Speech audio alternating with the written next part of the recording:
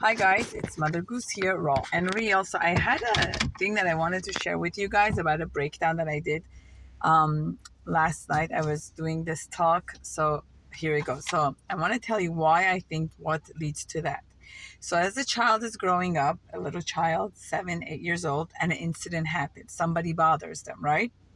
What do most parents say? Leave it alone. Just ignore them. Just ignore them. We think this is phenomenon intervention. Guess what? I think that's what turns into the silent treatment as an adult. Wife bothers husband, husband bothers wife, voice comes in the head. Just ignore them, right? We hear that many times whenever parents see the sibling rivalry. Number 2, right? Just let it go. The child comes home, mommy, he did this, mommy, she did that, right? What does the parent tell them? Just let it go. What happens to the child? The child holds on to the grudge even more because there was no space to share the feeling, even in the beginning. Instead of saying just ignore it, say, tell me what happened. Tell me what happened. Instead of saying, number 3, child comes upset, crying. What does mother say? Stop crying. Or worse, or I'll give you something to cry about. Or a big girl like you doesn't cry. Classic. Boys don't cry. What happens to that? Defensiveness comes up and body goes into a rage or anger outburst. Parent, child misbehaves. You are grounded. Go to your room. Now what happens?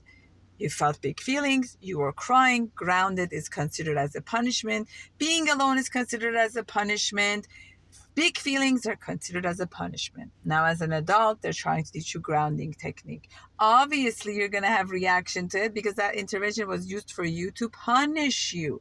So instead of saying you're grounded, you say, I'm noticing you're having really big feelings. There's a lot going on for you. Would you like to talk about it or you want to take a few minutes?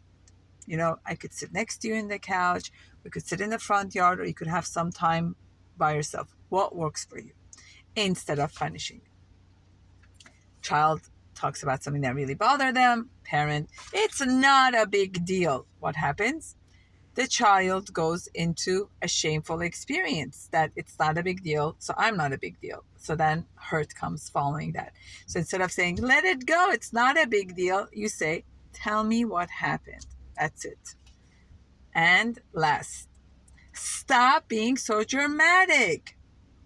Child is thinking, dramatic? It's either stop being so dramatic, stop being so sensitive, stop picking on everything. These are all minimizing and you are maximizing the stress and the hormone in the child. What happens? The child feels, I am too much. I am the problem. I am not valuable enough to be held. These all cause problems.